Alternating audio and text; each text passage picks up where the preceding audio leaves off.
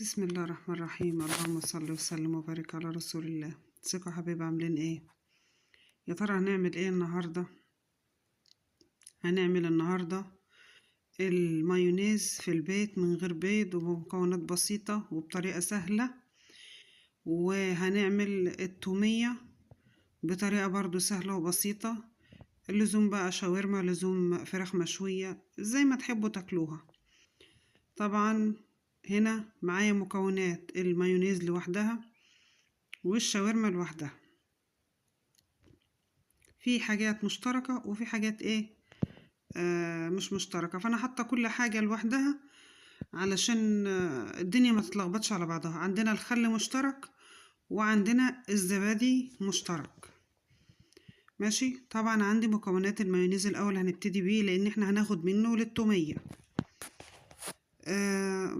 يعني بصراحة هو حلو في البيت، لان احنا اشترينا برطمان كده كان غالي قوي، فاللي انا عملتها في البيت كانت انضف واطعم بصراحة. احنا كنا بناكلها بالمعلقة. عندي المكونات بتاعتي: مكونات المايونيز، عندي معلقة نشا ومعلقة ملح على كركم لزوم اللون.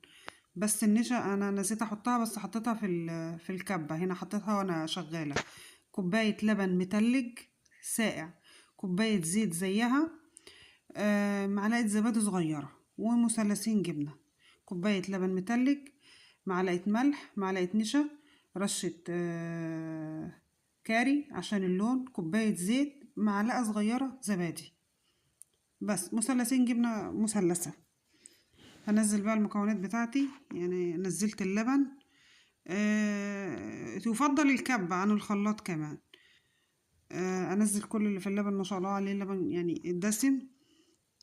هنزل الزيت على 3 مرات. طبعا لسه فاضل زيت تاني، بس يعني للأسف ما لقيتش الكوباية اللي زي دي، فعايرته وحطيته في كوبايتين. هنزل الزيت شوية بشوية. نزلت اللبن هضرب، يعني انا يدوب كده حطيت شوية زيت، تلت الزيت وكوباية اللبن، وهضرب ضرب متقطع، يعني مش مرة واحدة. احس ان هم اختلطوا، انزل شوية زيت كمان. لسه فاضل شوية زيت صغيرين، بس طبعا دول مش هيبانوا في التصوير. حبة حبة كده انا نزلت الزيت كله. شايفين بقى؟ يعني حتة الزبادي مش كتير، لان انا كده كده حطاله لبن. وهنزل مثلثين الجبنة. طريقة سهلة وبسيطة، ومش هتاخد حاجة، وهتبقى عملتيه في البيت من غير بيض، وهيقعد معاكي اسبوع اسبوعين، هيقعد معاكي في التلاجة حلو، هتطلعيه تاكلي منه. اشتغل برضو كده ضرب متقطع كده زي ما انا شغالة. طبعا انا لسه ما حطيتش الخل، احنا بنحط حوالي 5 معالق خل. نيجي نحط الخل، لسه ما حطيناش الملح.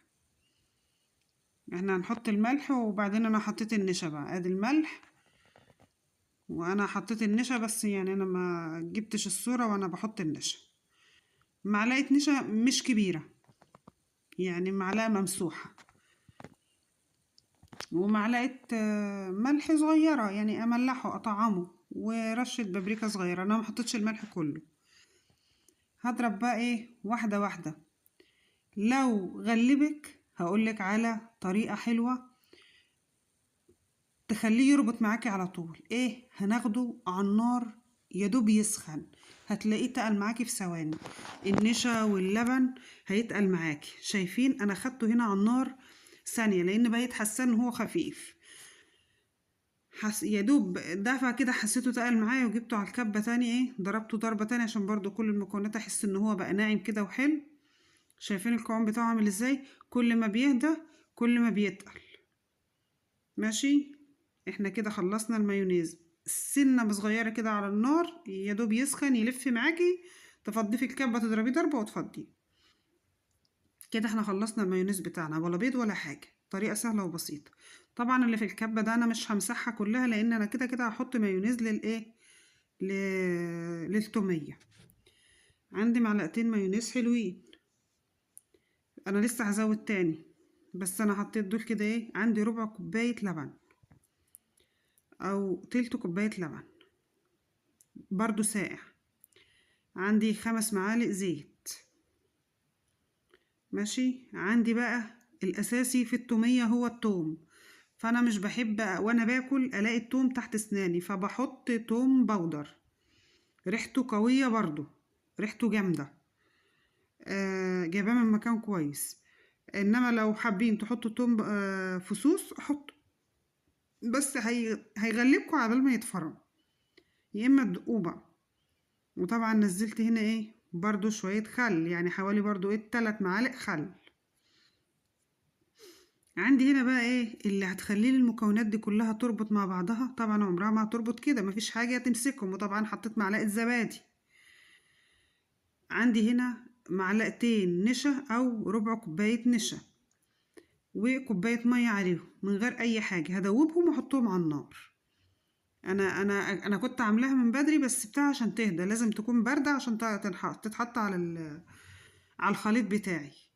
بس انا صورت لكم المقطع وانا بعملها اهي، شايفينها تقلت، ولا عليها ملح ولا سكر ولا لبن ولا اي حاجة. كوباية مية وتلت كوباية نشا، معلقتين نشا كبار، هتبقى تقيلة معاكي زي ما انت شايفاها كده.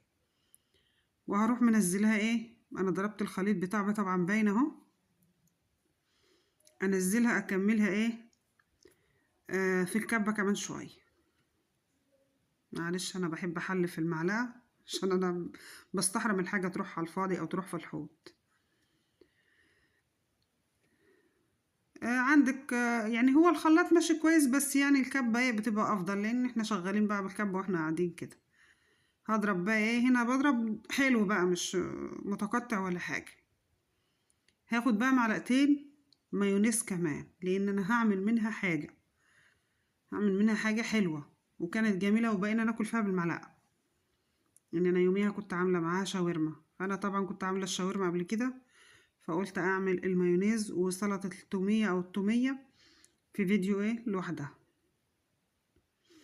بجد لما بتعملوها في البيت بتوفر، وهتوفر عليك ان انت تشتريها من بره. انا بتهيالي البرطمان ب60 جنيه، يعني انا عملت بشوية مكونات صغيرين، عملت كمية حلوة برضو، عملت منها سلطة التومية. كده احنا خلصنا. هنزلها بقى ايه في البرايم بتاعتي دي، صغنونة وجميلة.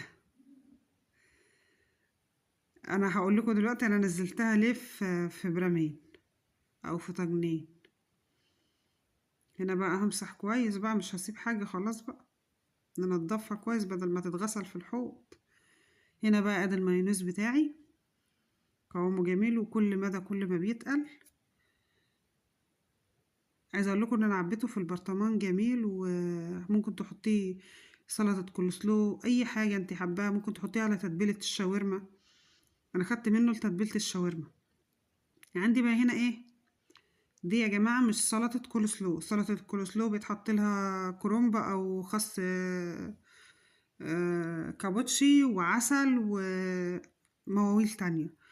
ديت سلطة تومية. انا عملت ايه، بشرت جزراية وخياراية، واحنا من عشاق السمسم، حطيت شوية سمسم، جزراية مبشورة على خياراية، واخدت شوية تومية لوحدهم وحطيتهم. احنا عايزة اقول لكم احنا كنا بناكل في دي بالمعلقة مع سندوتشات الشاورما، كنا بناكل فيها كده بالمعلقة لان طعمها حلو ومظبوطة.